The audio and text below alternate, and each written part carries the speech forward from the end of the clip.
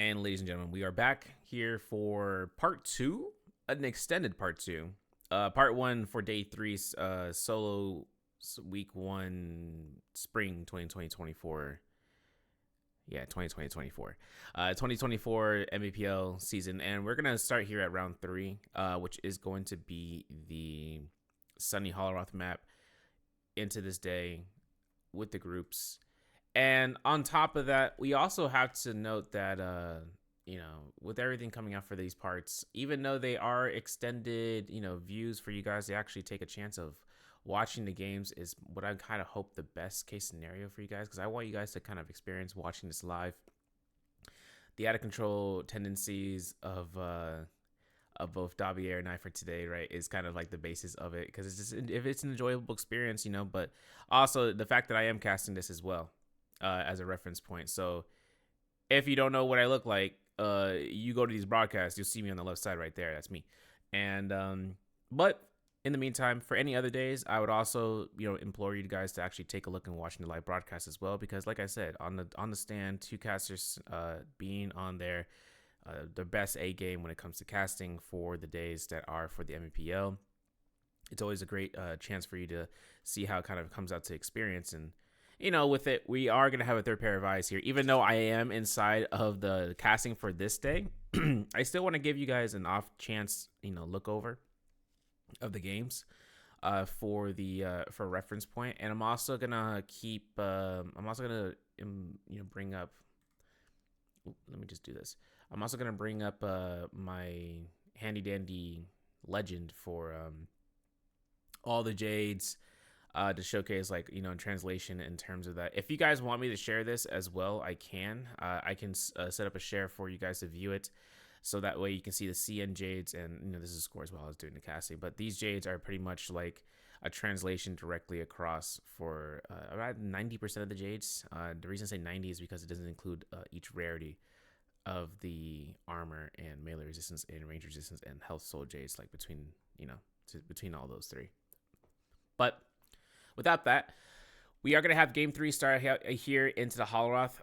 Like the round picks are, you will suspect seeing a mono picks of a singular character that supersedes everyone else, and that's going to be the case with Ziping. This is going to happen as the happening happens, where Zip is going to be the choice pick because of her safety net for Hollowroth. And getting herself out of danger, of course, is always an important aspect for that. But into the second round, with Frostfist's performance as a Justina, and how well it kind of performs against Zipingings, and even to the case scenario of Feria Shens, you're going to see Exen and Jishi go for it. Now, Fang is going to choose Feria. Frostfist is going to choose Shayol as the first round pick for this round. So for him, he's going to have Shayol as his main opportunity. And then this is where they kind of delay their choice picks. And I also mentioned in the first part, I'm going to skip around if I can, if I see dead space, for it. And if you guys don't like that, let me know. If you do prefer, I want more concise efforts on this end for the, I want to see everything. I'm like, okay, yeah, no problem.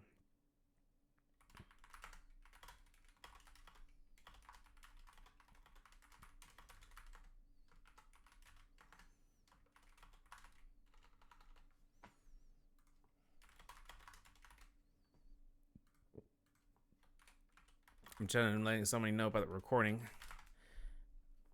But in the sense scenario about how you can kind of understand about, about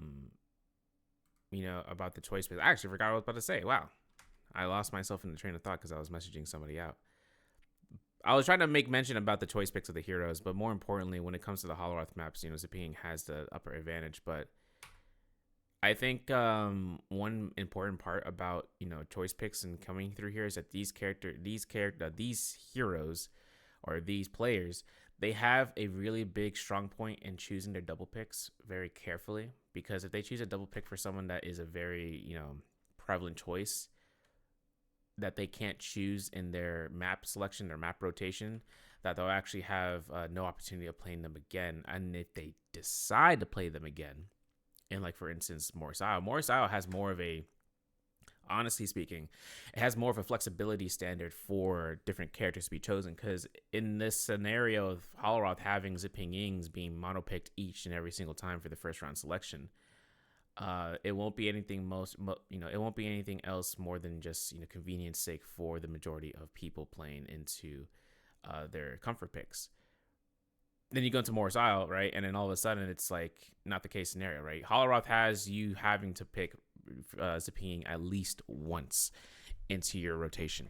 So if you can get her a second time, are you going to burn that second time in Morris Isle where there's going to be more offensive ultimates that can actually kind of like work against you in your favor? That's why Justinas are being chosen as second and third round picks, because Justina has a way of countering Actus Zippings, but Zipping still has a little bit of upper advantage of being able to deny third parties with the sustain that she can, harness. That's where the F2 comes out of play here, because you can see Gigi Shaw and Shishang are rocking this after seeing TE Jux's position from using F2 last round, where Jux was able to utilize it to back off from the Morris Blessing. I actually can replay that really fast if I can. That'd be great. Right over here. Yep, right there. We were actually able to see this Morris Blessing be picked up by Jux, and you can see as to why right here. So what happened then? This is like, oh, yo, what happened? So a preview of this was that he uses F2 in the previous section right here, picks up the armor. He avoids the headshot stagger or the hit stagger that came out from Frostivus because his inspiration shield was still up there. So he was able to kind of harness that energy for himself to keep himself safe from any potential coming through. So it's kind of a basis of it,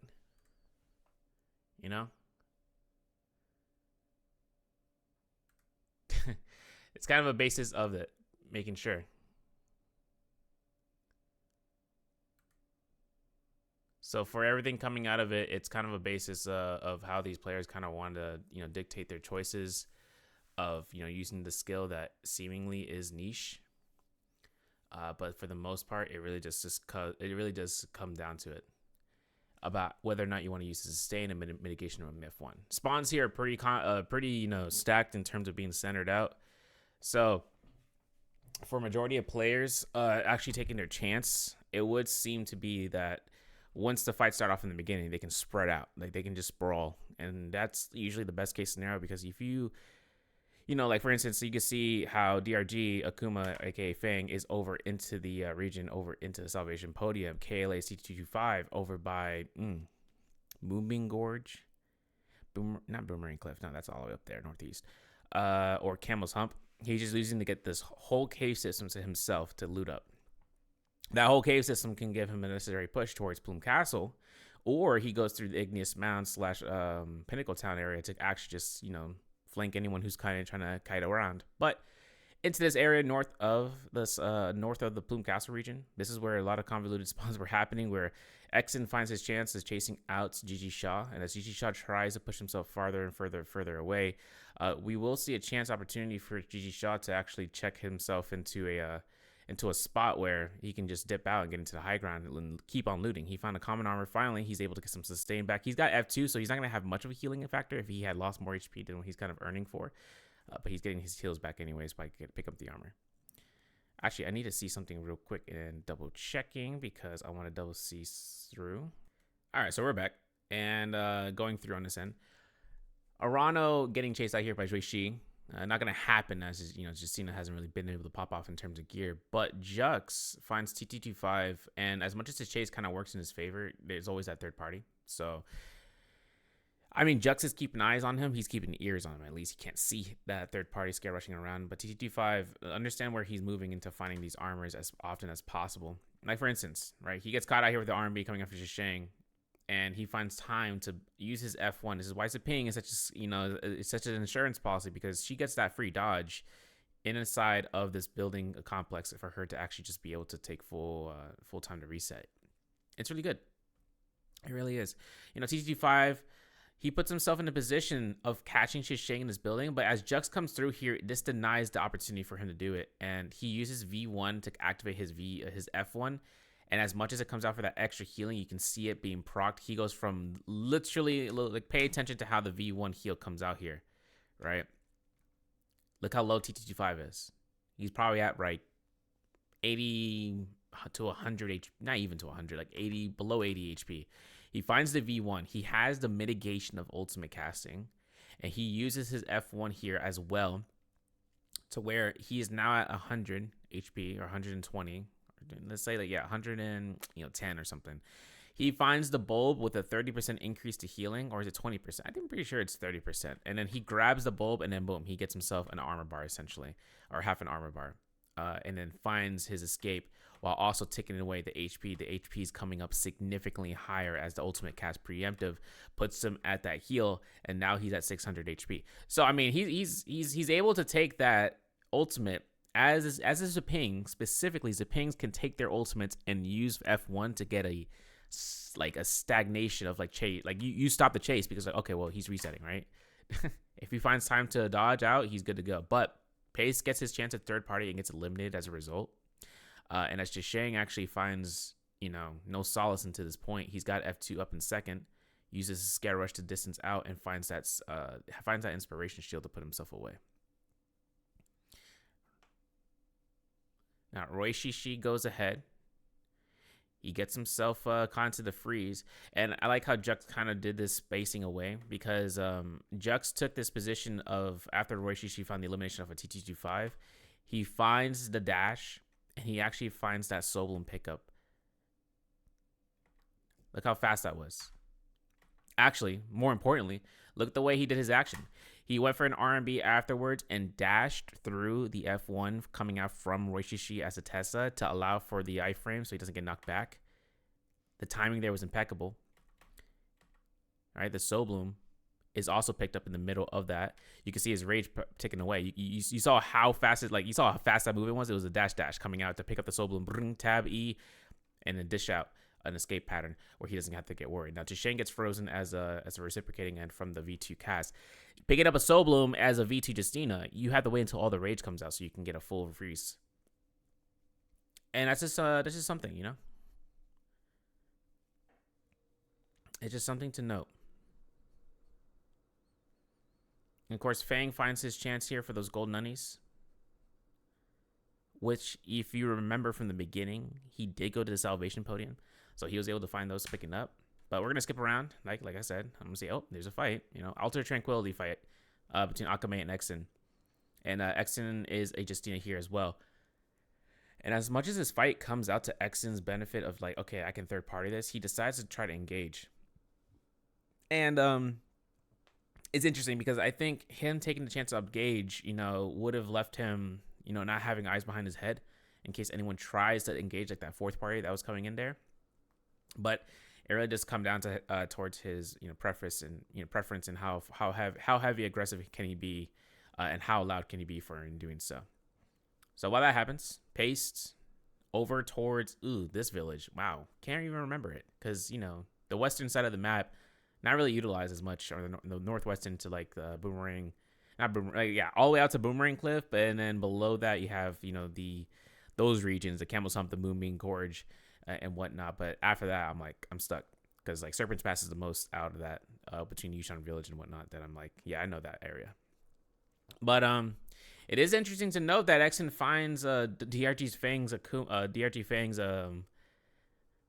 his nunchucks as Gigi Shaw comes in here for a third party, and that parry that Fang got taken, I guess, to consideration with that kill steal that Gigi Shaw looks towards in grabbing, puts him at a kill advantage here. I think it's a +1 so far. Yes, it is. So while Akame is dipping out here and just trying to go for some resets, a big chance for Akame right now is to just look for those cannon shots as confirmation basis, and just trying to find the targets that he can actually take full utilization of doing so with. And, Akame, he's the Fairy Shen. He burned his ultimate. Should these guys look towards and chasing him after him with his ultimate down since he has no V3 beacon? Maybe.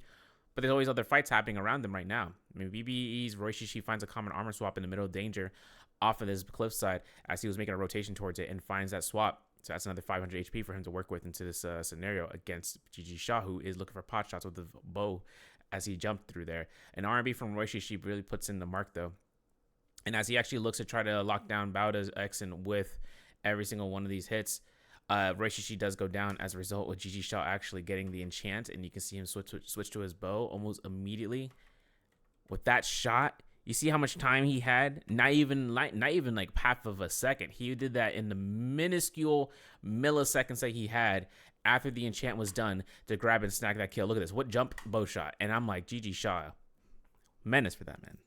And Exen has he has ultimate, but so does Wei Shi. So this Forbidden Seal being next to them, this is either to the benefit of Gigi Shaw or the benefit to the either or of the Justinas, or even now to Akame, who has now just rolled up to this area. And there it is, with the Forbidden Seal, no ultimate to escape, no ultimate to heal if it's a Zipping Ying, except for the F1 or F2.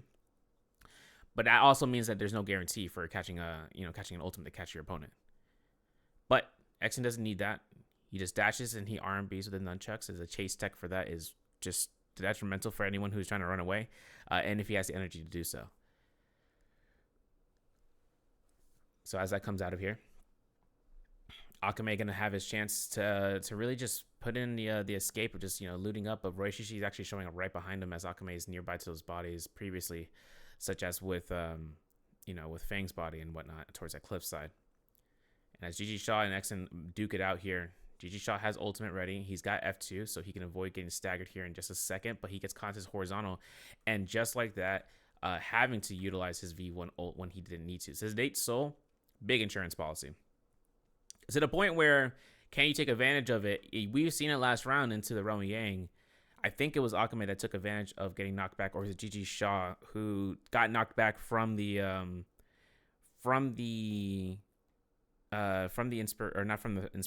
Sedate Soul to actually get a confirmed pistol shot, which is pretty good stuff. And it really just came down towards that small secondary play that kind of just like puts a grievance onto the player that was thinking that the Sedate Soul being procced was a benefit for them, and it works out against them. So as much as it comes out of it, I was trying to find the clip of like exactly where it was. As much as it comes out to a benefit, I think if we were to see how well that kind of like dissertation comes through for utilizing that push, it would really make a works for it.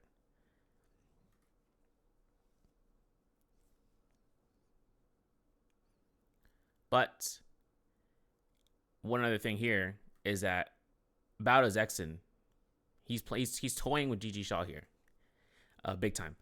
Because Gigi Shaw finds his opportunity of anticipating the ultimate coming out from Justina, right? He goes for the uppercut, right? Sedate Soul comes out, the F2 comes out, the toothpick comes through, uppercut, grapple bump, third party showing up the bow, just goes for a jump LME, doesn't do a blue focus. He daps out, he's got his F2 for the stagger immunity now, but Exen really just looking to try to go for bow shots instead of trying to confirm this with a hard freeze, and he knows he can't because he knows Akame is going to either steal the kill when he goes for the freeze. So as he notices those bow shots, as Gigi Shaw notices the bow shots, so does Exen. He knows the opportunity there was too slim for him to actually confirm, because arrows in the headshot can guarantee a kill, and these players do not want to miss when it comes to those shots. So they practice that one in and out when it comes to a still target, especially still targets. Moving targets, tough. Still targets, not so tough. For them to be able to hit those shots and making sure that's guaranteed. But over to the Zen, Roishishi, he tries to engage upon the bada bing, bada boom, gabagoo. But everything comes out from Roishishi here to actually chase down one of these targets and then just put pressure before the Realm of Yang. And there it is. Exen gets himself into the Realm of Yang. Frostivus is his target. And Frostivus is playing the Shio, as we remember from early on. So, as it came out, gotta take a look and seeing whether or not Baoda's Exen is going to be having his opportunity here. There it is to the sky. And as Exen actually finds his movement to avoid those range shots, Frostivus is still trying to attempt to do so before now engaging horizontal block extreme number 1, block number 2. There it is. And as a really, really real heads up in how he's doing this, you're like, whoa. In case you guys are watching, like, wow, how did he do that? Because sometimes people don't realize how much the nunchucks comes into value here. Holding horizontal / you're holding your LMB / holding your left trigger is vertical for controllers. So right trigger or R2 puts you in a spot when you're using this bar in the center of your screen of able to block any blue focuses coming your way.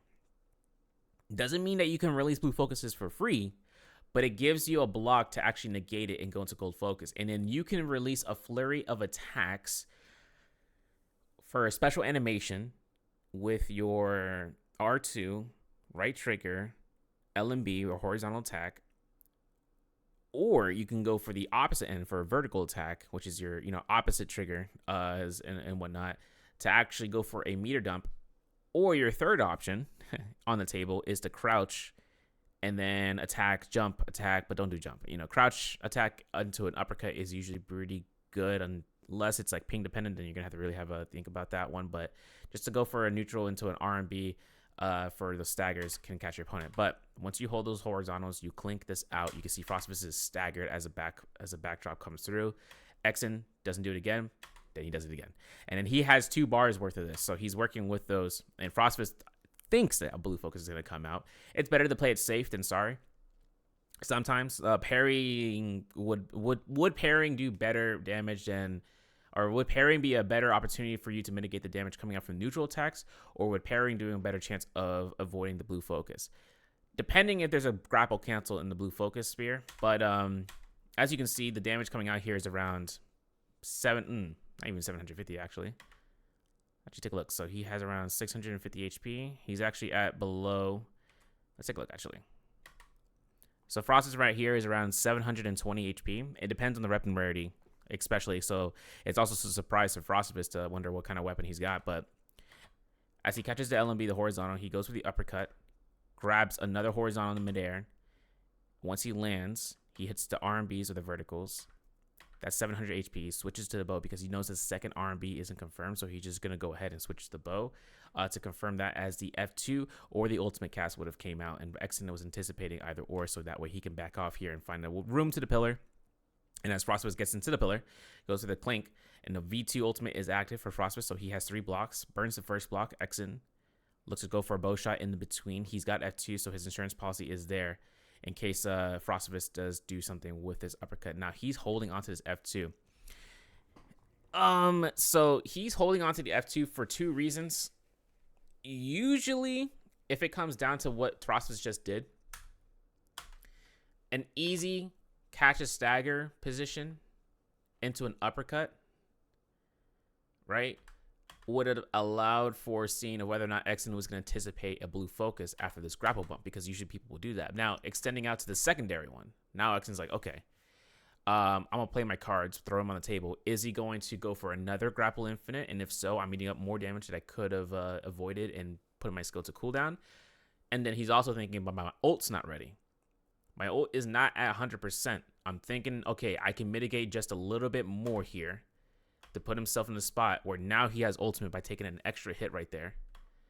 Finds this opportunity of looking at the V2. Now the little turtle mark, the snapping turtle, right? It looks like people are like, oh, it's a snake. I'm like, no, it's a snapping turtle. I mean, you could say it's a snake because of Moonbane and everything, but whatever, for the lore.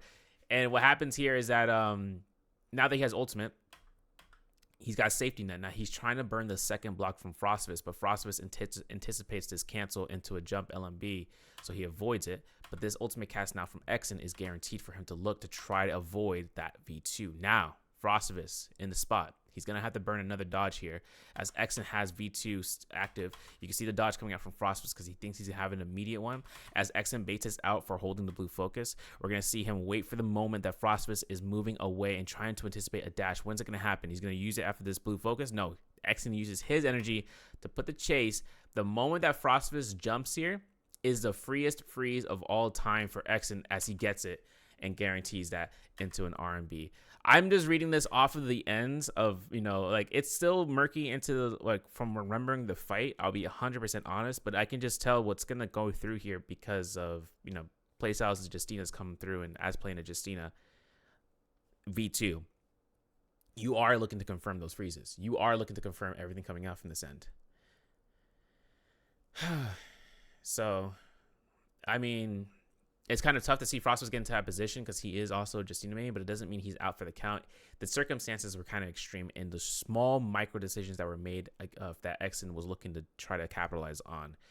It also was anticipated by Frostbus. Like, that freeze, that F2 cancel into the jump LMB, Frostbus was anticipating that. He saw that. But then once the ultimate comes out from Justina, it's a really tough anticipation game. And since Shail doesn't have any sort of counters against single hit blue focused weapons for the majority, because once that freeze HP runs out, like if you're doing a multi hit with a katana, for instance, that's your biggest, that's the D tier weapon right there against Shail's. But any single hit weapons with like, a modicum amount of damage to come out, they will do the work in terms of eliminating a lot of HP from your opponent, on top of making sure not to proc the Black Tortoise block as well.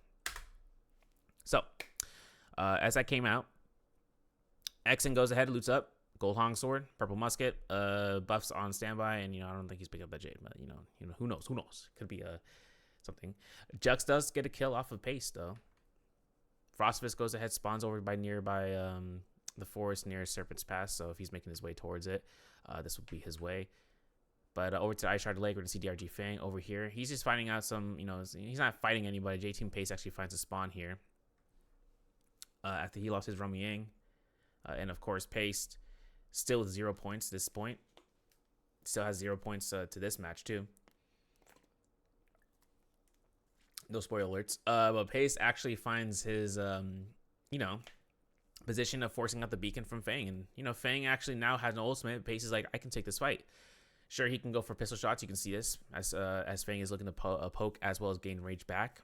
He's still at below 6. He's at 60% right now after that last pistol shot. But a third party coming out here from Exen, not what either one of these guys are looking for. Fang finds Exen in the back line. He's like, I gotta avoid this. And as Exen gets his chance, LMB uppercut, grapple bump, slide uppercut, infinite might be coming out here, but Exen gets his R&B and that eliminates Pace. Pace still trying to see what the heck is up here. Soul Bloom is picked up by Exen because he doesn't want anyone to rid of their Soul Bloom depletion. Getting your competition out. A chase from Roishishi though against Fang here is it's pretty prevalent, because as much as the windows come out here and Fang gets caught to this building, the 1-2-3 almost comes out from Roishishi to release it, but he does just delay it to hold horizontal for blue focus, and just holds it down for mitigation as well. But of course, battles Exen rushing to the scene. We're gonna see Roishishi actually put Arano here, who just comes up here to try to find some way of picking up an elimination. But under 2 minutes, Roishishi is gonna have a little bit of trouble here, considering that two of the Vermilion Birdsmite's wielders can really just go in if they wanted to. But Fang gets the doesn't get the elimination. Arano gets the elimination, but Fang picks up the Soul Bloom. This denies Roishishi being able to survive. You can see Fang's moving here, avoiding the R&Bs coming out from the long sword or the vertical focus, and in that span of time, he can get caught out here with staggers, and that's what happens for Roishishi. He doesn't have F, he doesn't have grapples. He gets caught to the grapple right there from Fang, who chased it out and then holds blue focus in front of his face, clinks it, goes for a wind blast, low poke damage here, while Rana looking to try to go for pistol shots if he can. Forbidden Steel is still active, or still on the active side for anything, but Roishishi is just almost getting caught out here back to back. But then once this camp comes out from this R&B, you can see cannon shots actually being acclimated from the corner. Arano is still pistoling outside of this building. As you can see, Akame is actually right there too, looking to scare rush. And Arano finds that elimination against Roishishi from that angle. And let me just tell you, right, Arano has 3 eliminations. So as Arano kind of keeps this going through, Fang gets caught into the jump LMBs. Akame gets himself going through for heals, and he's got himself, like Akame is just like, I'm just going to chill out here. I don't need to really do much into this scenario. But one thing that Arano is doing well is just being that backliner. You don't have to, you can see, like, fights don't have to be taken in melee range all the time. For the instances that you do have ranged weapons that do good splash damage, and coming out from the pistol when you can hold those clusters and then fire them out, splash damage coming out from instances like the cannon is the same ordeal, where you're actually able to see the cannon do its work from that point for it to work its magic. You can even shoot it through walls. Pistol, you guarantee a shot if you can hit it onto a target, and it can splash damage around anyone else that's nearby, so long as you actually find the opportunity. But Romy Yang from the replay has JDG Shang and Roishishi up against each other. R&B is coming out here. And as it comes out, Shishang gets caught to a pistol shot. Roishishi is looking for the poke. Remember, Roishishi lost his Romy Yang, so we can say that. Maybe we can't say that in broadcast as much as often, but we can say that here. because Roy Shishi losing to Romy Yang could have been caused by some actions here. The horizontal grapple cancel from the stanchion. Pay attention to how this release is coming out from Chisheng and when he cancels it. So when he goes into staff mode, he catches it 1-2, 1-dun. Before the third one really starts to come into play, Chisheng cancels it into that grapple, which guarantees that flop that Roy Shishi was not looking for, which gets caught into the horizontals from the staff, which also is guaranteed by RMB or vertical afterwards, because since the target is so elevated, you can't really do anything to kind of do a horizontal again, so you look for the horizontal vertical as a way of extending that. Because it does more damage, well, considerably against the extra blue focuses. The blue focuses at the very end, they're just really to just control at that point. In a fight where there could be multiple cases of third parties, because you're not going to go into blue focuses after the first set is confirmed. It goes into gold focuses. So for your character, for instance, for team fights, you would still keep to the gold focus because your team can extend damage output like mad crazy with R&B blue focuses, because it's vertical. If it's vertical based, it would hit the targets more often, where they time it to allow for the stagger to keep going through for the gold focus, punishing the enemy team for being caught in there in the first place. But besides the point, Exton gonna go ahead and wait out the Romy Yang. He's entering it, and his opponent is gonna be Te Jux. Now Jux is a Ziping Ying, so he has not Ziping Ying. No, scratch that. Jux is not Ziping Ying. He is Justina as well. He was playing Ziping Ying last round, but he was playing Ziping Ying with the F2. But Jux comes in here, goes straight to the ground, while Exton goes straight to the sky, looking for bow shots, looking to try to aim it. But Pillar is the name of the game, as Jux gets protection from them. And as Jux gets chased off of here, Exton actually gets more chances here to just anticipate these pole sword strikes coming through. Now the shunt coming out from the pole sword, very nicely done. Goes for a horizontal, doesn't go for a blue focus, because F2, like it can, like Exton did this before, right? He's holding on to F2. He's like, which damaging ability he's gonna do, because blue focus can be anticipated for him to use F2 to avoid it. Horizontal, he wasn't expecting that, but he stays onto this, right? He stays onto it. He looks to try to get himself into holding just a microsecond of blues to try to get some stagger immunity, and catches his horizontal, which forces Jux's F2. Now, what's the case scenario? Okay, Jux has ultimate. Exton has to anticipate that. But Exton also has ultimate as well, right? So that's not going to be a problem. He plays a game of chicken in a face of danger.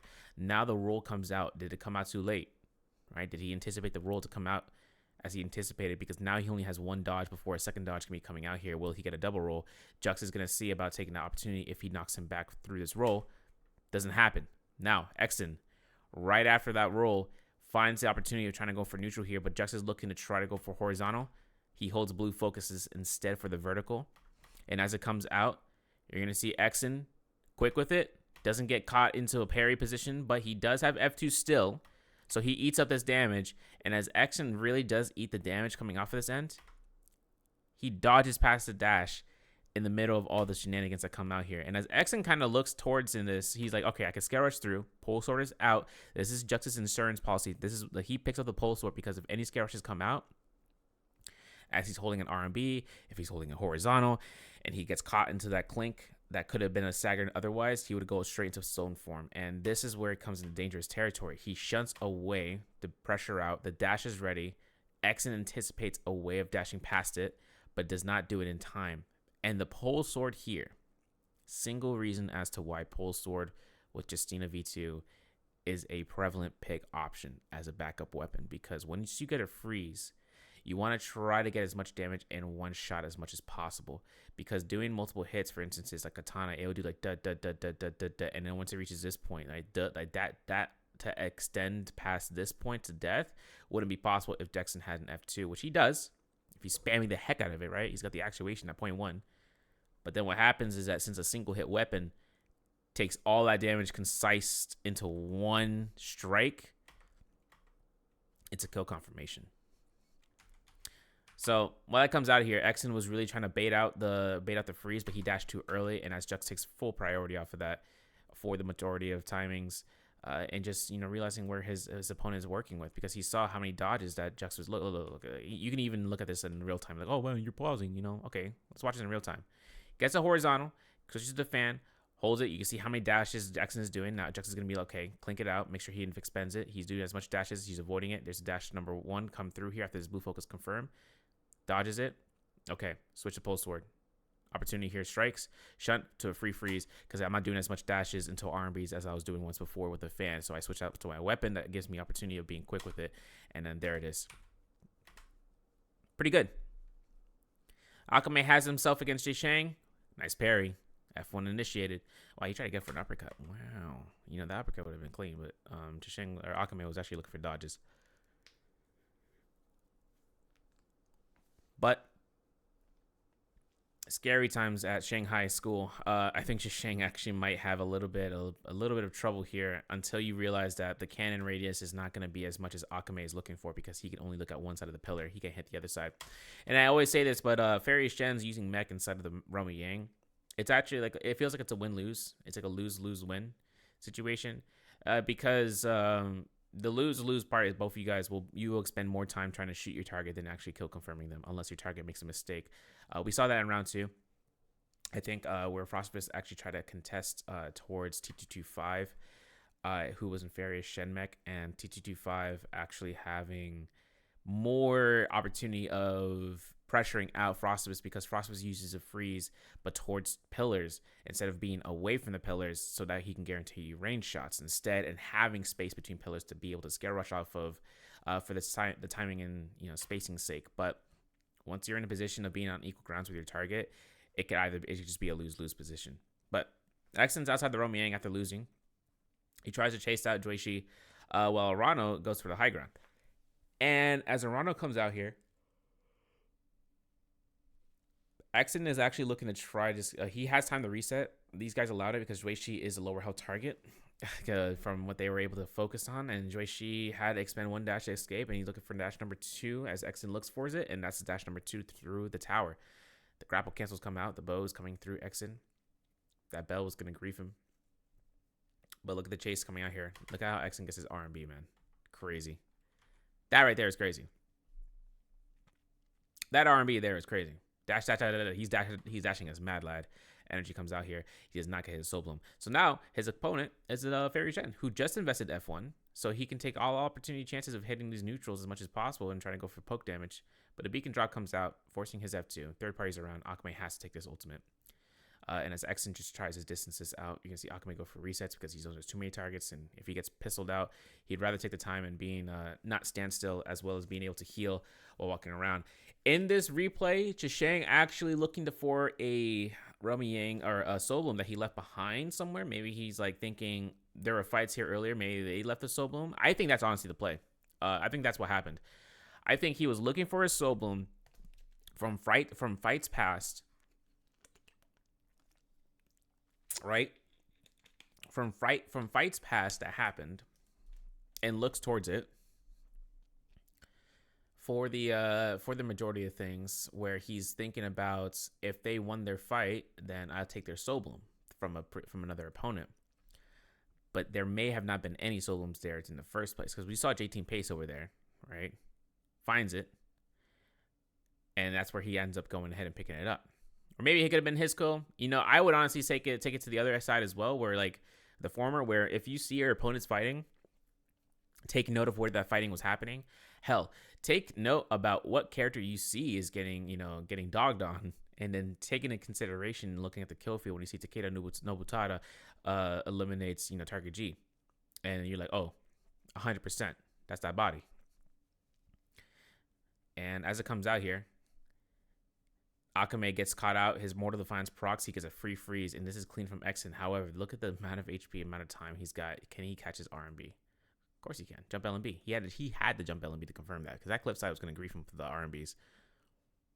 He got the first one, but when he dropped down a little bit, he's like, ooh, no, I need to confirm this.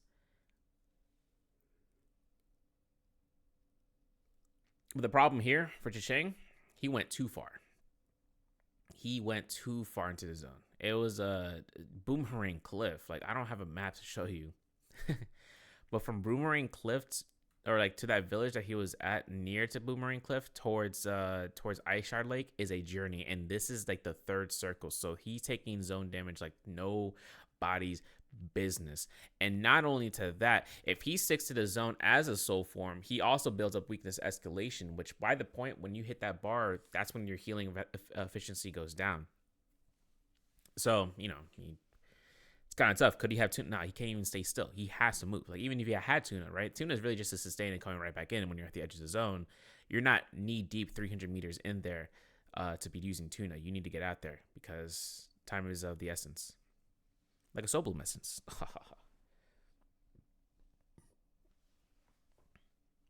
But I don't know. GG Shaw has himself. Oh wait, we can skip around. Yeah. You know what? This is really nice because this is where a lot of dead weight comes into the match until the very end. It's very spicy in the middle. It's very spicy in the Romy angles, of course.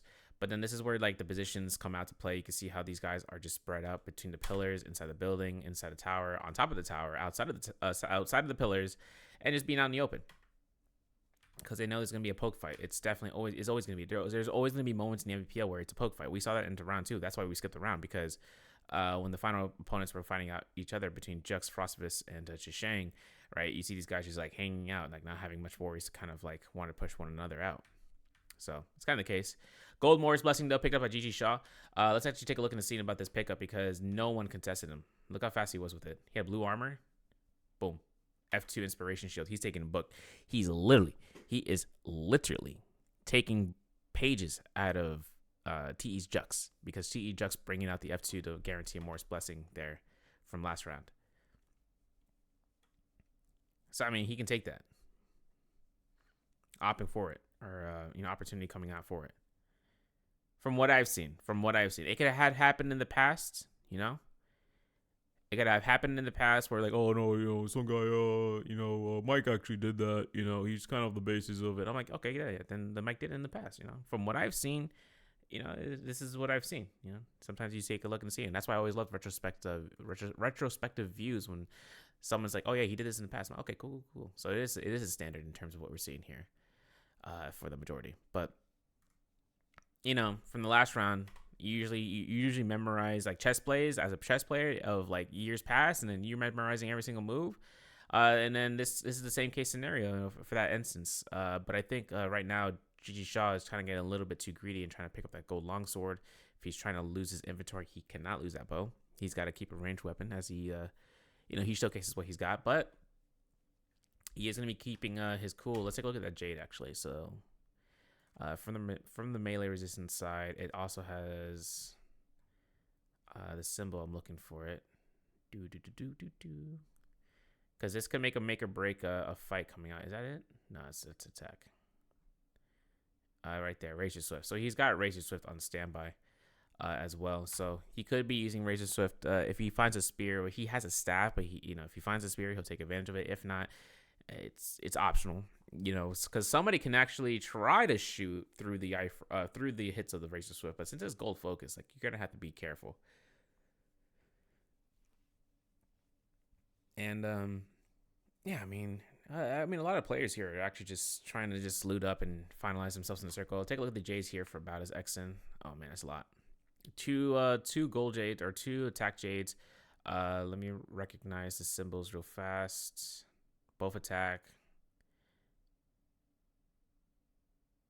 Okay. Okay, so he has a Merciless Havoc. And then his secondary one is... Scroll up? What? Is an Aurora Burst, right?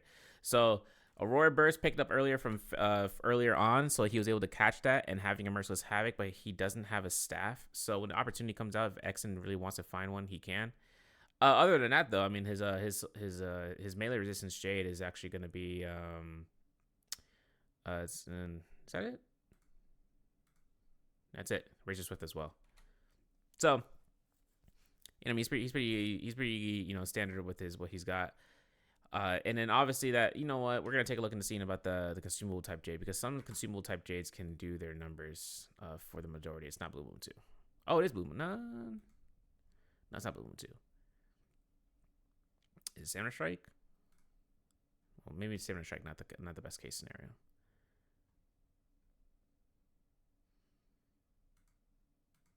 Take a look and scene. I'm not gonna find it here, am I? It could be Splitter or Whirling Slash. Looking at it again, it's definitely gonna be Whirling Slash, and he doesn't have any dual halberds. So I mean, it's kind of the basis of what the translation. Sooner or later, I'll find a way of doing this faster, and when it gets to the J-Cup Worlds, we'll know this by the heart of the soul. Like, oh yeah, those symbols, I recognize those. That's Overlord, type stuff. So that's also the training what I'm trying to do with these as well. So I made this legend to try to keep myself on the par of watching these and making sure. For instance, we know these are range attack jades, so we can attest to seeing about what that is. But that defense, I love those little dots because that means it's a hyphen type jade, which means it could be martial artist type jades, and it definitely is. It's martial artist will form hook to come out here. And then his attack jade coming out here is burst arrow. So I'm not sure if he's going to be trying to utilize burst arrow here, especially against the amount of targets that can be spread out. He doesn't have a bow on hand, but Gigi Shaw, he's got a bow. As Frostbus tries to lock that one in. And the reason I look at the purple jays, right? But this is my question here, okay? I actually was watching this live broadcast and I was confused. So we were just looking at Frostbus. And I'm looking at the zone as like, so Frostivus, south side. His opponent nearby is Exen. Arano's a Valiant Challenger who finds a KLH CTG5 nearby. Jux and Exen find Frostivus, who's trying to run away. And as he's running away, he's getting caught to these shots in the open view. I don't know what happened there. But did he get headshot staggered? No, he got grappled. So someone grappled him. As he was escaping. Jux, Bauda, T25 doesn't have a ranged weapon. But that grapple forces those shots. Forces that range damage. He had to go into F2. He's still taking range damage. Arano is the person who's up there too with the range weapon, and he gets caught out here completely out for these guys to push him away from where their region is. And that's the part that kind of like threw me off because I was like, yo, usually these players are really chill in terms of position. And then when one person starts shooting somebody, the other person can think, they'll start thinking, oh, this guy is out of line or out of position. Maybe he has no ability. Maybe he just took damage just recently on his end, and they look to eliminate it. And it even comes out to target prior selection against various Shens as well. Shayo kind of works that same magic of being the annoyance for a lot of lobbyers in terms of like not like lobby against, but like players who want to make it to the end game lobby. Characters that can really put a nick of things that they can't be dealt with later on to be dealt with early on the stage. But Frostbus gets eliminated to the zone. But this is my question later on. You're going to see this coming into the next couple of seconds. He's in the zone. A fair bit away from the zone. Why does Gigi Shaw go in the zone when there's eyes on the field? Because look at this. He's way too long in the zone. I think he actually ate he wanted to, not the Soul Bloom. He didn't, I mean, yeah, the Soul Bloom there, but he didn't need the Soul Bloom. He's at 100% ult anyways. And there's no one here who has Roman Yang depletion to actually run out, who hasn't run out of it already to die. But the play here, and my question is this. How the heck would the value off of the body of Frostbus for a burst arrow work in the favor in this third party? Because now that Gigi Shaw comes out of the zone, he had to burn his F. He has T225 next to him, and then Exen comes out. So we're going to see what Gigi Shaw picked up because he's going to have to burn through a lot of resources through here. He's got 3 eliminations. He's at 5th place, so he'll get a 0.5. He'll get the ranking points to come out here. But he made a play for the box. He played a play for the body for Frostbus, and honestly, if I can take a look at his Jades and see if he pick up the burst arrow, I don't know. Because burst arrow from the positions that he can take, he likes to take very far distancing positions. We saw that. And it was kind of a scary moment when I was watching Gigi Shaw go into the zone because I'm like, yo, what are you doing, bro? Why are you going into the body? Everyone can see. You saw what happened to Frostbus. One grapple stagger caused his demise. And he is a Shael, right? So he doesn't have V1 insurance policy. He doesn't have F1 or F2 for heals. So, that kind of came out of it. This is where things start to amp up, though. Exon finds Gigi Shaw into the top of this building, and Gigi Shaw goes right back to his recluse into the building that he was once healing at. This is where the lobby starts to focus onto a target. You can see it happen. It can be used as a instigation technique, meaning that you throw some people off and saying, focus on this guy because he's the one who's low because I'm attacking him. They're like, yeah, sure, no problem. Sure, I believe you. Okay, I believe you, And that's the case scenario that can happen with skills. Like, oh, his skill's done. That's why you don't see it be popped out here, right? That's why I'm fighting him. And he hasn't even popped it yet. It doesn't even matter if he popped it. They just want to take the opportunity of, tanking out the damage for them. But Exon is clean with this. He's quick with switching out his weapon for his range weapon in short burst mounts.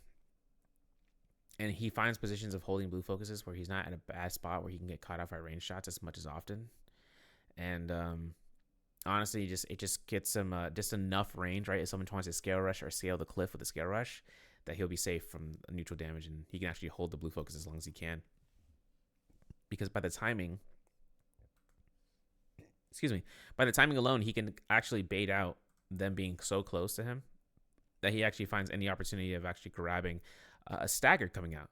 And it kind of blows to see, if someone tries to run up there and holds a parry check in front of the face of the person holding blue, but that person can hold that blue focus for as long as possible. Gigi Shaw actually, not picking up the burst arrow, but he picks up martial artist will hook form from Frostfist body. So I mean, it works out. I mean, this is the whole check Jade as well. You could do the same thing with like Aurora Burst, for instance, as well, but it has an animation specific to it. So if they're not readily prepared, what Gigi Shaw can do, right? This is like primo shit, where you can actually grab somebody to lock them into martial artist will hook form and actually put forth them being locked in animation for enemies to range shoot them and trying to catch the kill, attempting to poke damage, but catching the kill as well, because they'll do 1-shot, 2-shot. They'll go for 3-shot, 2 if they can. But most importantly, the 1-shot, 2-shot, that's what he's trying to take in consideration, because he's dashing around while he's doing the animation, so they can't really do anything. Arano finds Jux here, and Jux is no ult, 500 HP, finds stone form, gets caught out to the clink, and then you're going to see him get to the eye ground, RMB release, and then he's at 1 HP for 1 scare rush, really. He was close to the zone here. Where he could have chipped away damage for his health bar. He looks to try to heal, but I think TTD5 or Jux goes to reset. TTD5 finds a way of accidentally falling off the cliffside with Gigi Shaw, and Gigi Shaw actually finds Jux into the zone and commits towards his point where all he needs done is a scare rush, and there it is. Arano finds elimination. Clean. Guys, this is the best part in the live broadcast, so I really appreciate you guys watch that and seeing about it. But one of my favorite moments coming through here, because the low-key cost coming out here from Exon is immense. TT25 finds the elimination off of Shaw, so Shaw's in 4th. Exon in the side of danger, right, against 2 Sepings, attempts, right, to just hold his ground into the bottom floor, and then all of a sudden catches the Aurora Burst and catches TT25, and then with everything coming out, he even look at this. I love using abilities that use knockback when someone's already knocked back, because it extends the knockback or even sends them out even further flying. Because look at the position, and I don't even think it was intentional either. He uses his Aurora Burst, right?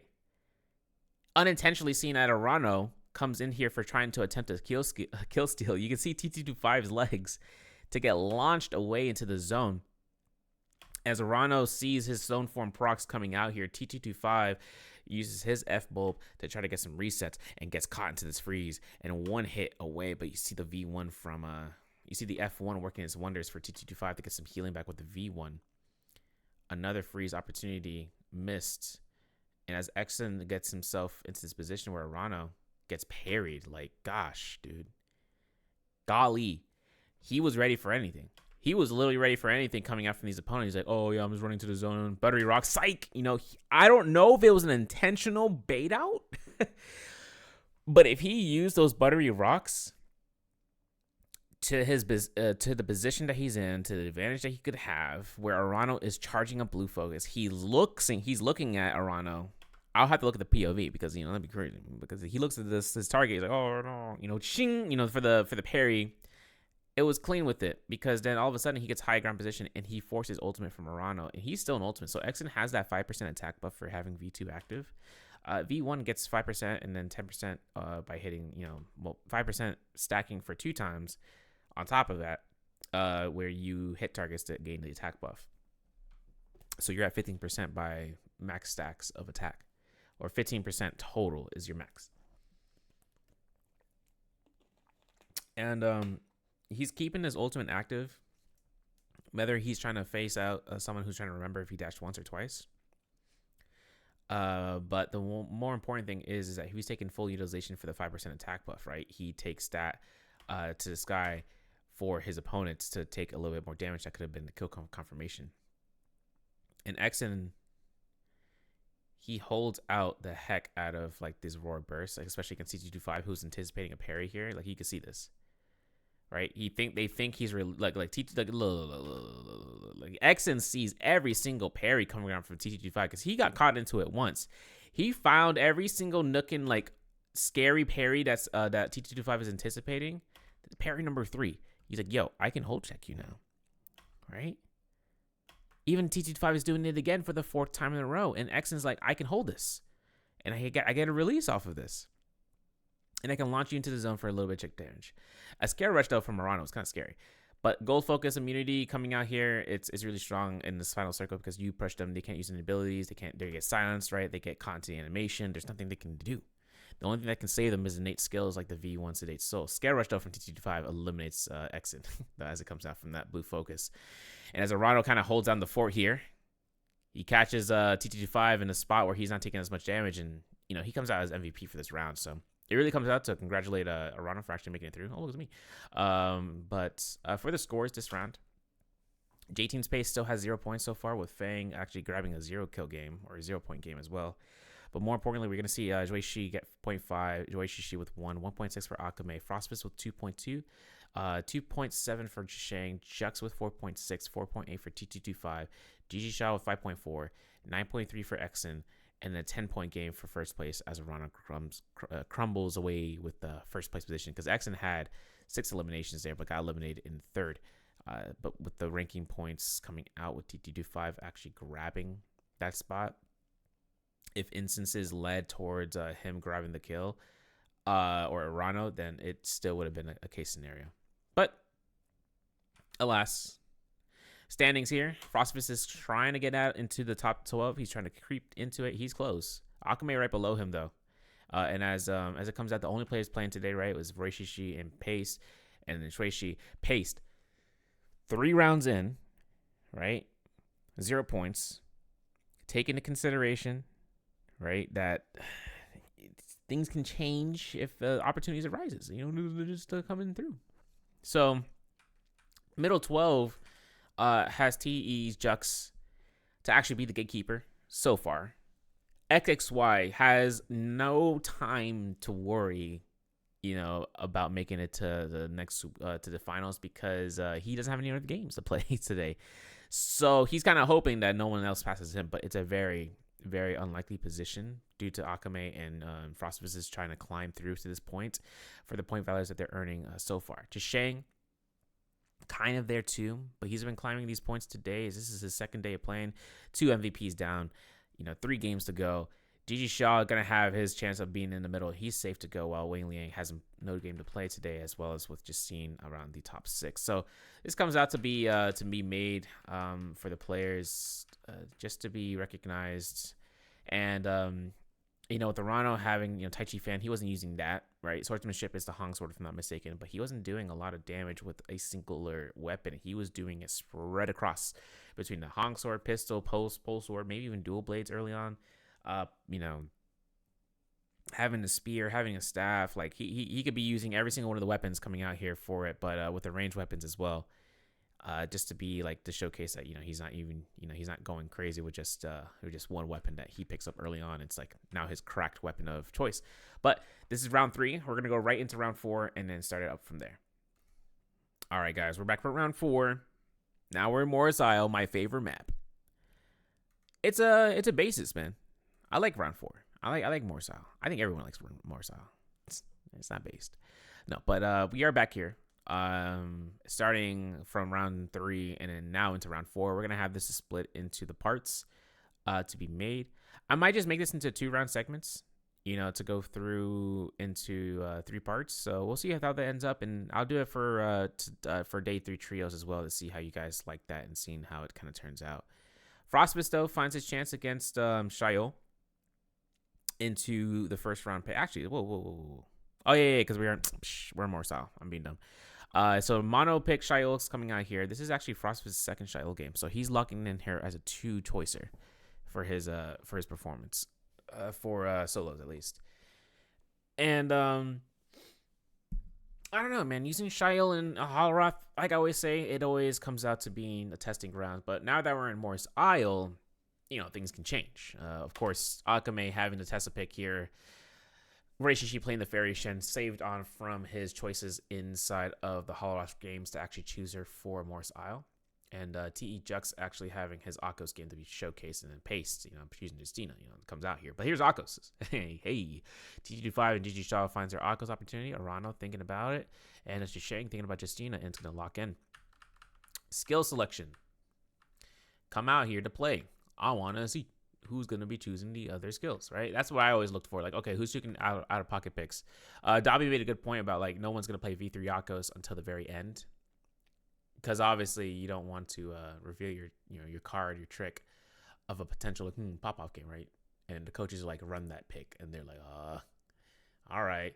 And then they do crazy with it, or they just deny other choices. But coming off this end, everything is the same. I mean, V2 F2s for the Shaiols, V2 F2s for the Justinas, and Akos is running it. It's just standard. V1, F1 for Tessa. This is all standard picks for the abilities, guys. For solos, at least. And coming off of this end, I don't see Tarkas yet so far. But you can see the spawns are really just Firefly-eccentric. Windwheel, Gorge, Shipwreck, Expanse. You can see Alliance. You can see Frostbus from. We just skipped around just like that, huh? Dang, that's crazy. You can actually see, and that was me. You can see Alliance's Frostbus is actually over to this yonder position into the Shipwreck Expanse because there are Fireflies on this cliffside. Like, I can't show you exactly, but there's some right here. There's actually some right here. To this spot, and then T.E.'s Jux, right, he's on there too, but there's also Fireflies in this little bitty area north of the Windwheel Gorge, which is past this broken boat. There's that building with that gold trove. You know exactly what I'm talking about. If you know, the green troves and everything. Before you hit Zest Winery, there are Fireflies onto this cliffside before you decide to go straight towards that tower with the little tents. And J-Team Pace actually looking to try to go for that hit, for his side of Fireflies as well. So players are going to be looking to loot out here. Victims Haven having a heap of trouble in Islet Crater over to this region. But with BBE's Reishishi actually spawning in the Sunwing, he's playing it very safe for those Fireflies because no one else is spawning there, it looks like. And as DRG Akuma, or DRG Fang actually goes towards the Noble Cave, north or south of the Lake Yellowleaf, towards between that and not Servants Grounds, but like the Artisan's Grove. It's just that area where Fireflies are common and prevalent. That's why I call it the Noble Cave region, because that Noble Cave it needs to have a name.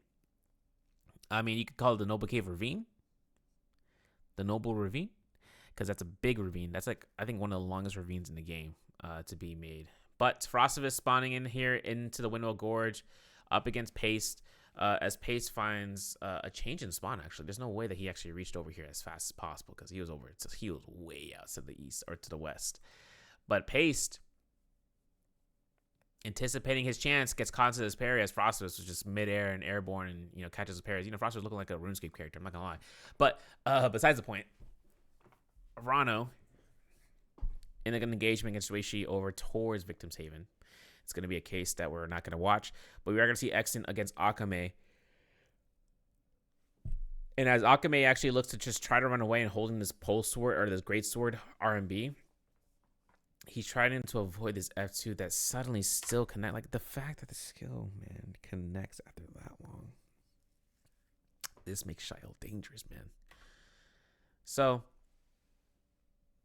it's kind of crazy, It's kind of crazy to see how this kind of ends up. But Roy Shishi finds Gigi Shaw But the F2 was like you got to think about this F2 though. Like the fact that the F2 can kind of knock back opponent that far, or be up for that long and then knock back opponent for that much amount of damage for the purple weapon, it really comes into multiple options. Because remember, like I said, you can use F2 for neutral. You can use it for damage.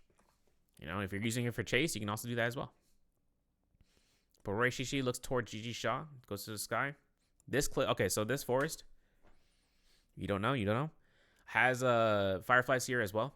So that's also another reason why these guys are spawning here, because, you know, this is kind of like a filler pick for fireflies that players can take, and then they can go what? Islet Crater. They can go towards Daylily Meadow, which is the Haystackville if you're like reference point. When that means that they can lead themselves down towards Zest Winery or Artisan's Grove.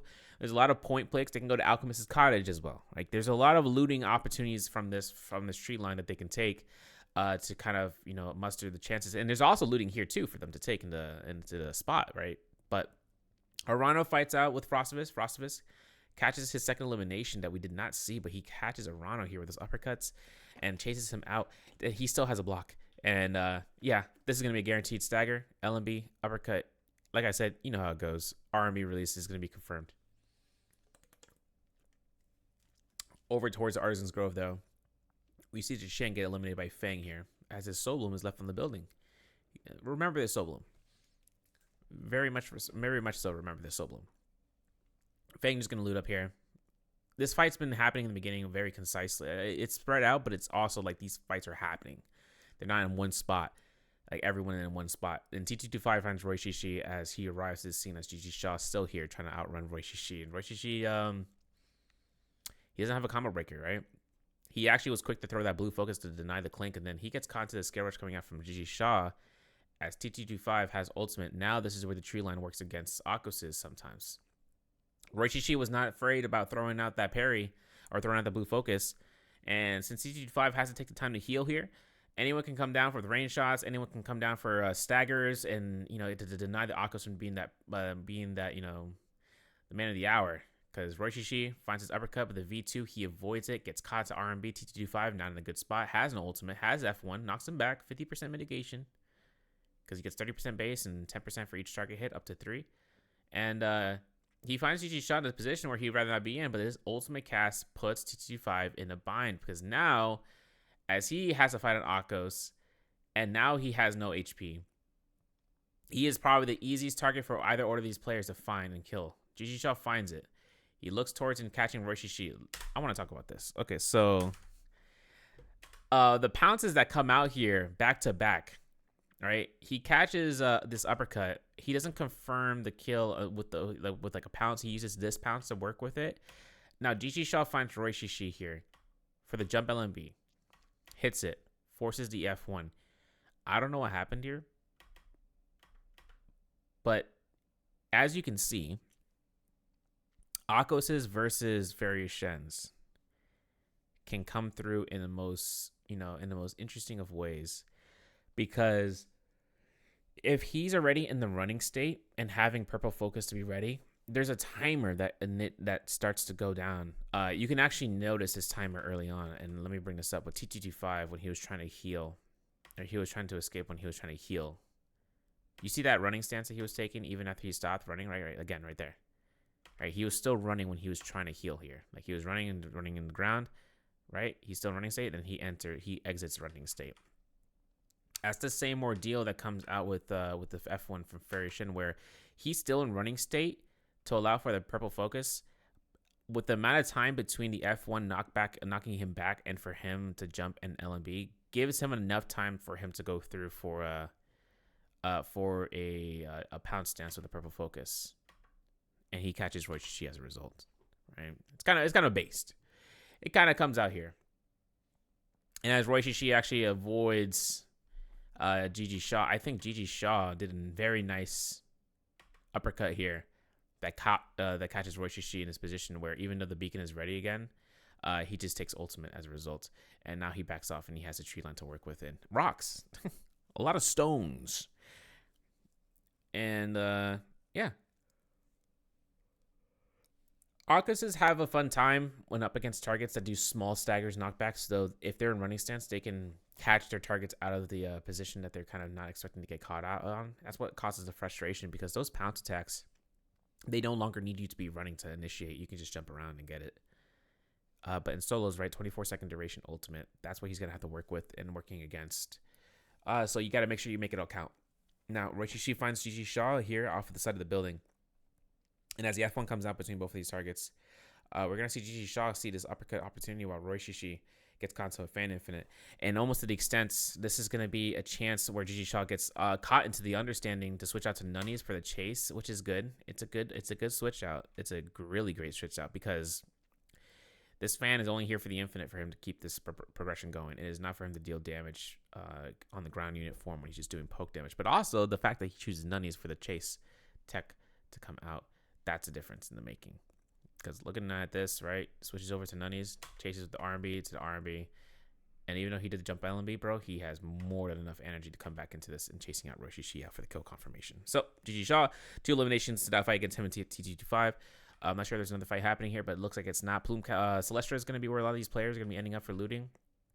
Chishang was actually chasing out Chui Shi, who's in the southeast, or just waiting this out. Frostbite is over in Sunwing Stress where he made his marks. And then Fang finds a kill off of Jux, actually, in a really good spot, actually, to, confirm it.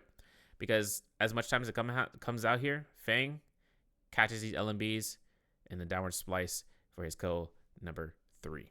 He also still has a bounty scroll on somebody in the northeast, so he's not taking that just yet.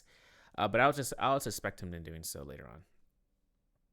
And as Fang goes ahead, he's going to go into scale rushing here. Maybe. Perhaps. We'll have to see. Because Fang actually puts him, he puts into the Soul Bloom to be saved. I don't know if you guys remember the Soul Bloom over in Victim's Haven. The Soul Bloom over in Artisan's Grove or Moneytown. He has that still. He does have that. It's still in there. So, he kind of comes out for this.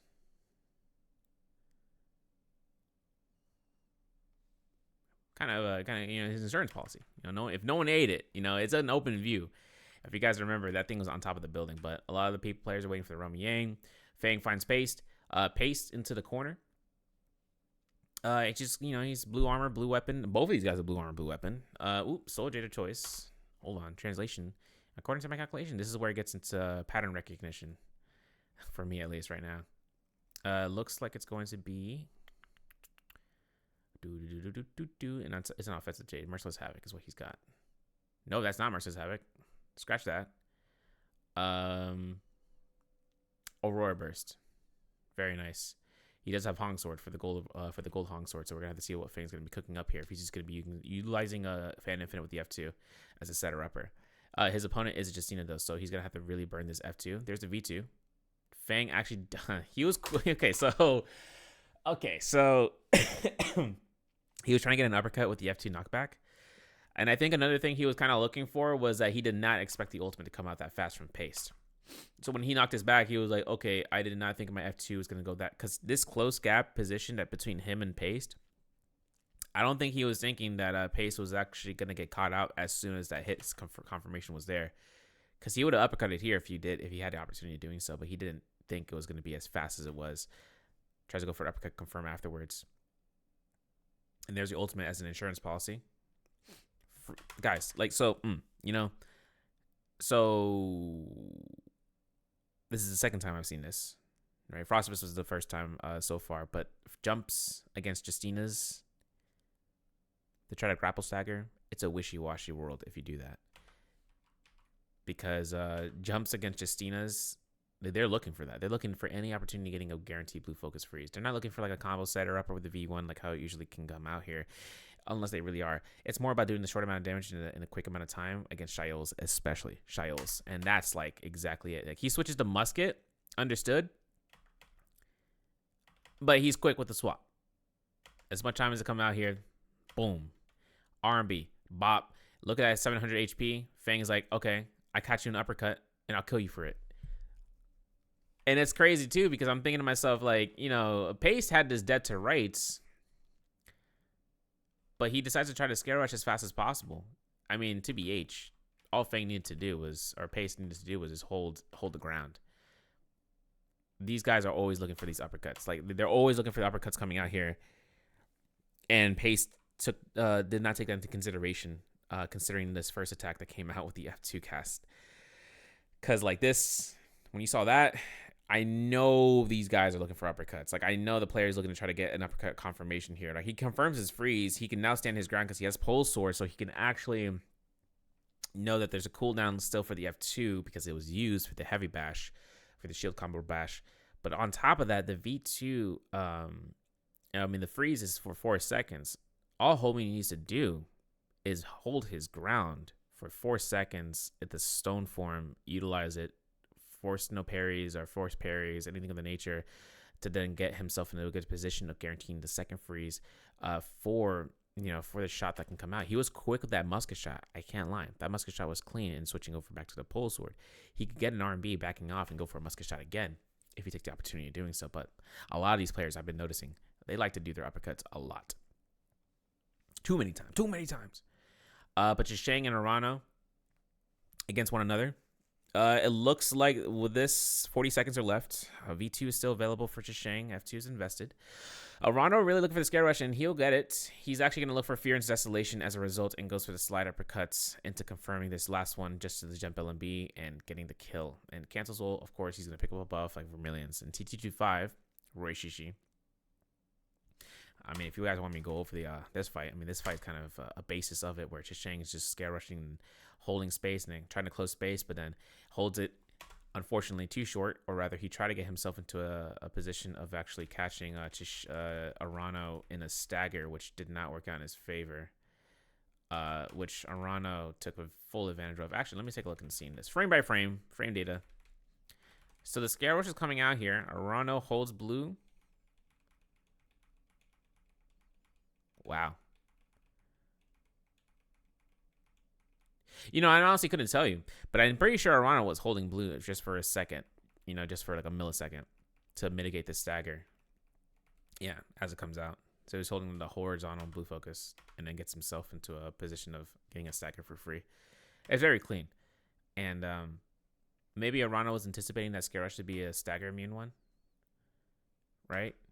Like a light attack one, a light attack scare rush. He wasn't expecting blue focus, because if he was expecting blue focus, would he have canceled his LMB into an uppercut? Would he have enough time to cancel his LMB into an uppercut? It's up to the case of the position. But as it comes out here, slide uppercut, jump LMB.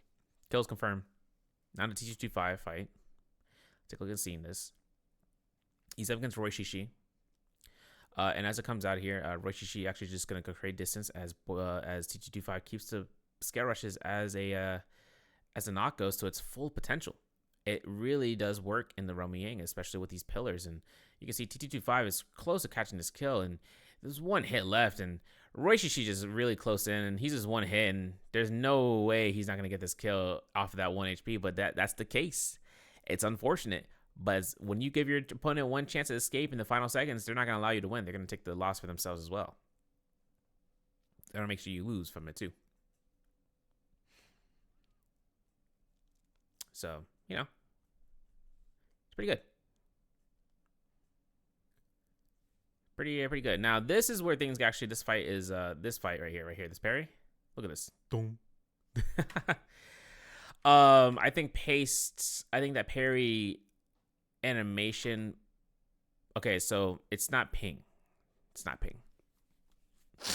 It's the coding. Not to say the coding is false, but what Joishi happened to happen here was that Joishi got parried. There's a little slit right here. The game may have registered once this jump. Okay, so this jump parry, you saw that initial position that Joishi was in, but once he gets parried, his body moved towards this, and this slit probably registered as a ground. And then when he gets parried, he went actually under because he fell through this and got knocked back because of that attack. And Pace misses his parry. Like, whoa, where'd he go? Joishi's like, I'm confused. So Joishi actually looks for his chance of, repositioning and not to be in full sight.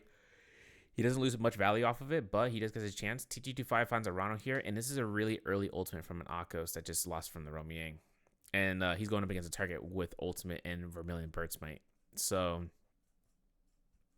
TT25 takes the time to heal here in the zone, or it takes the time to heal out here on the ground. zoned out because there's no one near him to actually take full advantage of his ultimate. So he's just gonna use this to escape, and he finds J Team's pace. He finds BBE's Roishishi, the one lonely fairy shed into the lobby, but T225 has to. Excuse me. He has to find somebody here to not grief him. Like, he goes for this infinite. This is where it's like, yo, who is allowing this? Because someone's gonna look for a kill steal. Roishishi was there for it. This is why you can't, like, sometimes the slight uppercut infinites can be done, but only in a consolidation chamber. Like, there's no way you can get it done in open view with 7. Oh man, 7 players just like holding around here and just saying, okay, when's it my time to strike? Because that's the case. They are waiting to strike. They are waiting to go forth. They are just keeping their pressure of like just being there with the eyes and squeezing out, as much chance of seeing how much HP is coming from their opponent to steal the kill, man. But yeah, pretty good. But, Akame finds CG5 in the zone, grabs the Soul Bloom, elimination and everything. And it just goes out to see whether or not Arano has his spot to be in the top of the building, on top of the hut, if it's safeguarding for himself. Nice F1 from Roishishi, though. 1, 2, 3s are parried. And that's a kill confirmation for Pace. This is the first point that Pace has earned today. More to come. With the hopium, because like I said, I casted this day, so I can't say anything for certain for you guys first time viewing. But GG Shaw finds Fang. We're gonna see Chishang actually find his chase out here against Arano, and as Arano actually gets chased out here to get freeze in the zone, that's gonna be a case scenario for GG's for the quick kill, Soul Bloom pickup, and to avoid. And now Chishang is looting up these bodies in the zone. The zone is closing in, but not as fast as he's kind of like anticipating. But could there be a Soul Bloom left behind? JT Pace is picking up Soul Blooms on the way to exit to grief someone who might think it's still there. Like, that's the play here. Like, you find Soul Blooms from an opponent that found a kill, or if an opponent eliminated someone else and you find their Soul Bloom, you take the Soul Bloom to grief them because they have it as an insurance policy for a reason. So you're wasting their time and going back to the zone, finding no Soul Bloom, and be like, bruh. Excuse me. But Exen with the Creek, you can see these guys are just walking towards the Rumyang.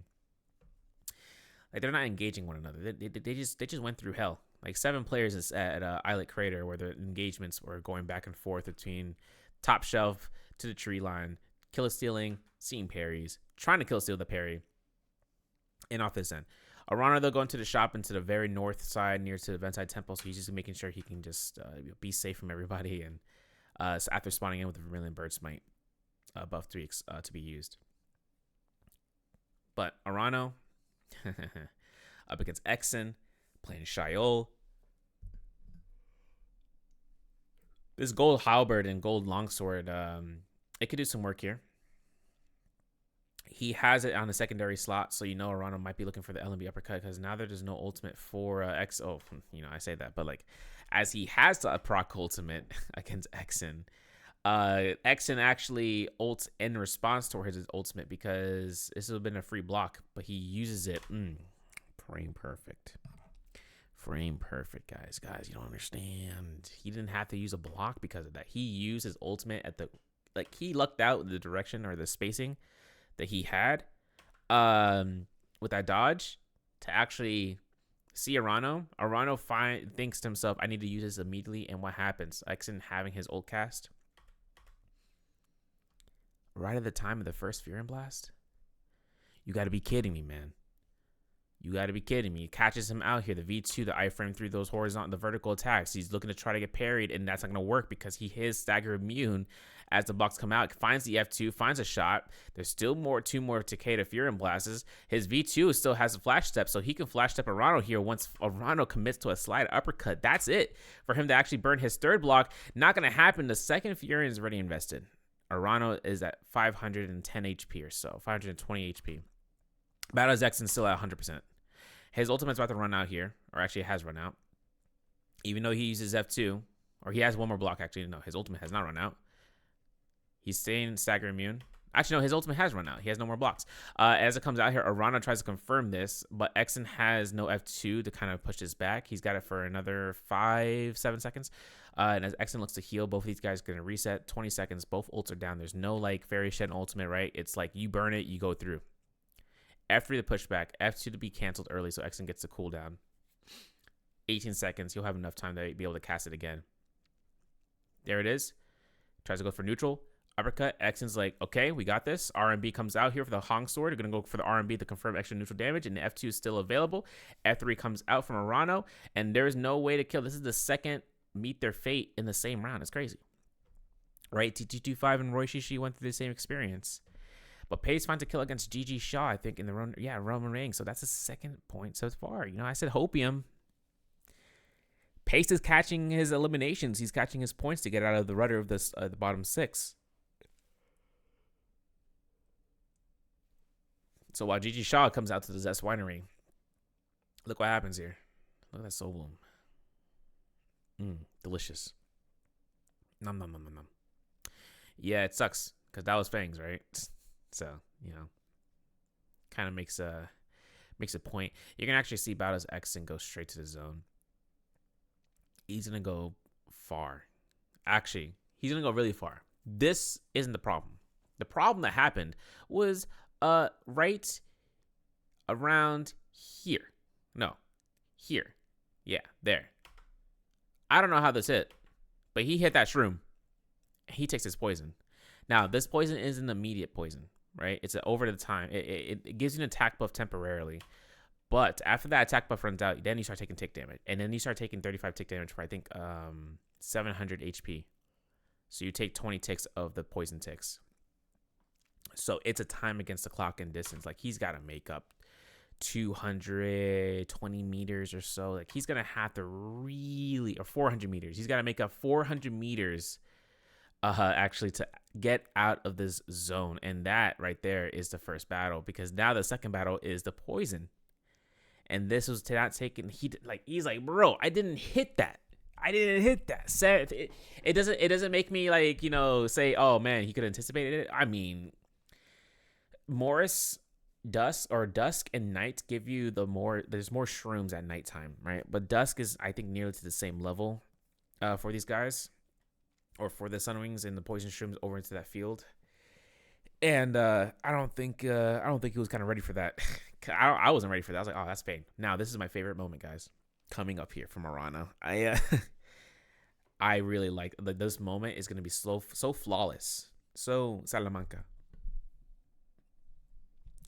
As a joke, but he's not a lizard or, you know, salamander. Because he comes out from the depths here. So he has Roman Yang depletion, right? We know that he met their fate. You know, he was fighting against it. But Akame gets got out here. This is the first kill confirmation that Arano was trying to get.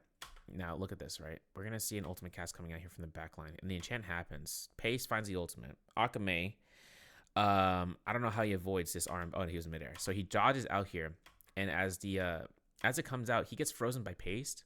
I want you to pay attention to what Arano does here. And what he sees as an opportunity.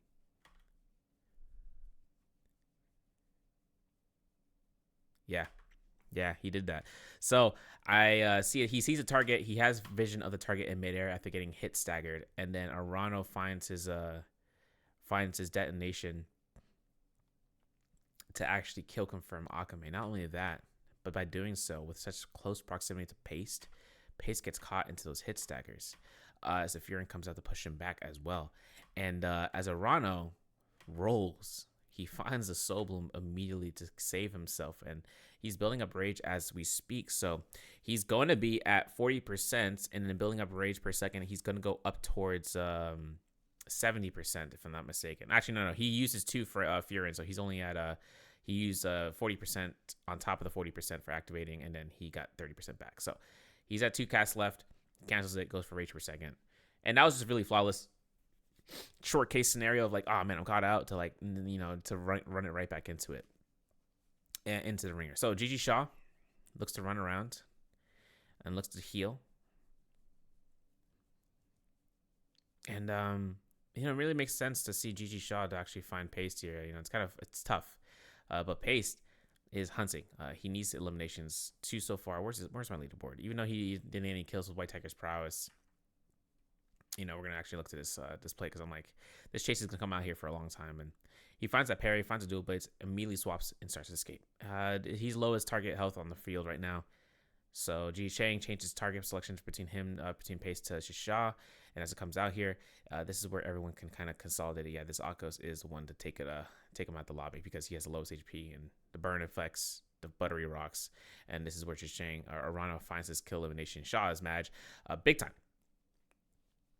Big time. But you have to take into that first rage, and then second is like, all right, understanding.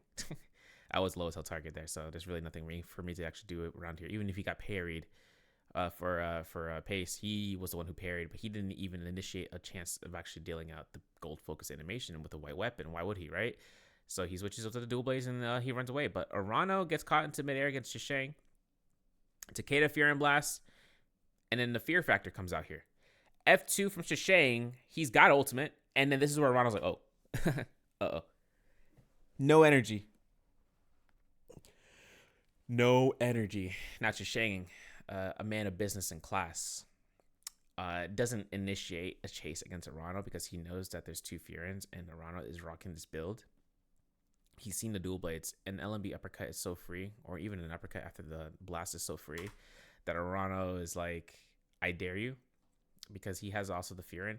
And TT25 made a mention into the interview in the halftime. He actually made a huge mention about how, through this time, he made mention about how Justina has such a good, strong prevalence as a counter to Takeda and Tarka. But it's actually for Takeda, it's actually a very two-way street. Like it really is, because Takeda has three Furins to utilize. If he gets Kansubu focus, he can burn it. Now Justina can take this in consideration. You can see Justina is actually dodging Takeda's even under the ultimate influence. They're just going back and forth between the two, where they can dodge as much as possible to avoid the Furin to be initiated. Like they bait out, they scare the Takeda by rushing up to them after the freeze, and then they dodge a Furin. And the anticipation for a blue focus can actually give Justina a reason to cancel blue focuses afterwards of hitting a first strike type basis of R&B, and then immediately as soon as that they can to dodge, like they just avoid it. So Arano can use that to his advantage here of counteracting Justina's. It's really Shail's that Justina's work really well against, and it really goes to show that Justina can work against Takeda, yeah, but Takeda can work against Justina if the opportunity comes out to strike right. Because Shail's can't really do anything against Justina's when they get frozen, especially the V2 Shail's. V1 can armor through as long as the cast comes out, but the anticipation for dodges always kind of gives people reason to not want to push her. In like trios, for instance, but she hasn't made her showcase in trios, nor she has made her showcase for V1 specifically in the solos for the NBPL at least. So we could see that opportunity later on. I don't know. Maybe there's a chance. Maybe there's a chance when the new Soul J system or the new talent glyph system comes out. Not the Soul J system, but we'll see. Now, in the meantime, 3 players left. This is going to be a trifecta of poke damage and rushing around and repositioning, as Pace here has 3 eliminations. I actually made a prediction here for Pace where I was like, if he can get 4 eliminations, or 2 eliminations he has. If he can get 4 eliminations in first place, he can actually catch up, right? Cast a Curse moment is always the basis of it.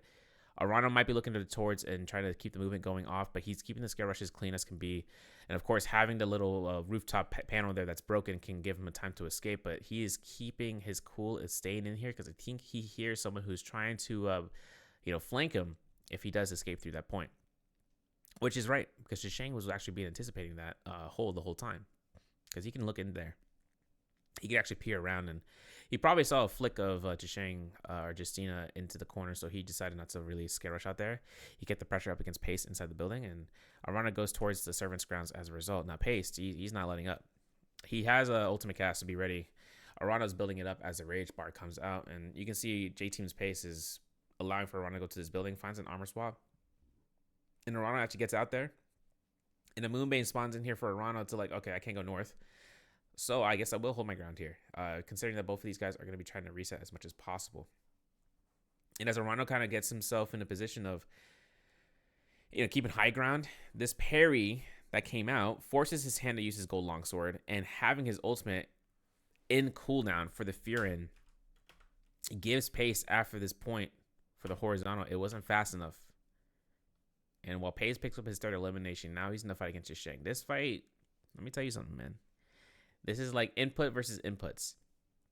Jump parries versus quick parries. And I think Pace is looking to try to go for this as fast as possible, because he knows that by the time that this Shang decides to want to ult, it's always an anticipation game. Now, he uses his ultimate first. Shang uses his ultimate to mitigate the dash. He dashes his first confirmation freeze. And as Pace has the 3 seconds left, 2 seconds, 1 second, he has another freeze ready to go here. That was really unfortunate. That kill could have been so confirmed there, because that tree or wherever he was landing, it's a pain to see. But Pace sees his target healing, who misses the heal. Could he have chased this out? Oh, he could have grappled and killed off Shang.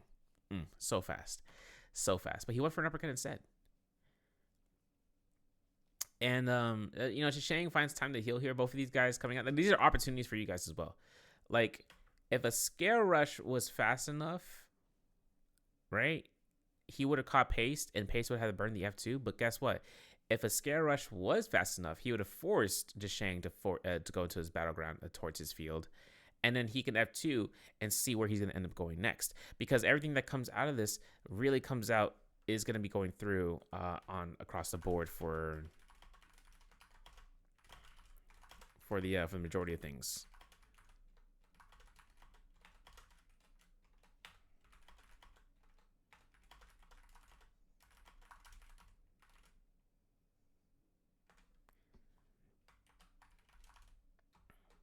Trying to message someone out here.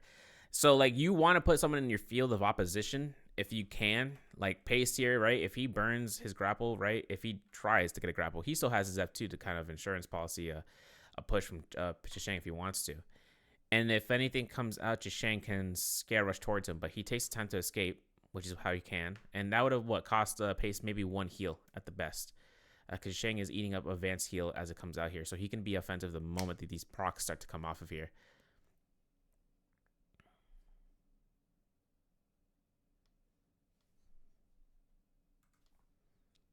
And as much as this comes out of here, Pace keeps this pressure going through. Nice parry. F2 burned. And as it comes out of, Shang actually has his opportunity of worrying about, okay, when the parry is happening, because these guys are parrying between each other like, oof, Clink first, number 1. Pace has F2. Casing's a little bit dangerous. Nice horizontal dodge from Pace. Gets constantly R&B. Doesn't need to invest it yet, but that parry right there, confirmation right as F2 comes up, but it doesn't matter because gold dual blades do for 2 strike, each strike is like 450 or 500 damage. So really strong points for Pace to actually work this through, with the mitigation involved, like with melee resistance mitigation. But Pace got his MVP. He's catching his points as well. Big gains as well, because look at this positions placement for him right now. He's now dropping from like 17th now to 15th. That 8.6 points earned from that game, the highest points earned today so far. And as it comes out here, his position of getting 8.6 points compared to his predecessors like Fang actually having 6 points, and 5.4 for Arano, 5.4 for Gigi Shaw, Frostbus with 4, and an Exen with 3.4, as well as Shang and Akame. Like, these points now, he's actually catching up. He's trying to get to top 12, and Jux is actually on the teeter-totter of catching up to top 12 as well. But Frostbus is going to be the gatekeeper, keeping it going through. XXY losing positions as fast as water dripping down, a faucet. And it comes out to this play style of not everyone is at the bottom of the tier is always to be counted out, because all of a sudden the person who earns 0 points for 3 rounds in a row comes back into a round with 8.6, and all of a sudden they're catching up points. So no spoilers, but we will enter the part 3 for rounds 5 through 6. And with that, my name is Severio. Any feedback, anything, you're like, oh man, I want to watch those interviews, I want to hear them out, I want to hear you. I'm like, whoa, cool. you know, you want to hear me in my live broadcast, cool. But I really recommend you guys watch a live broadcast instead and going off the ends. However, any suggestions, any feedback, anything at all, please don't forget about doing so. It helps improve these type of videos, considering I'll be trying to get these as much as often as live as possible, meaning as fast as possible as soon as the broadcast ends to kind of go over it and, you know, finish up off of it, you know, and I really appreciate you guys taking the time and watching these. If you are, I hear you, I see you. And my name is Averio. I'll catch you guys on the flip side for part 3 for rounds 5 through 6.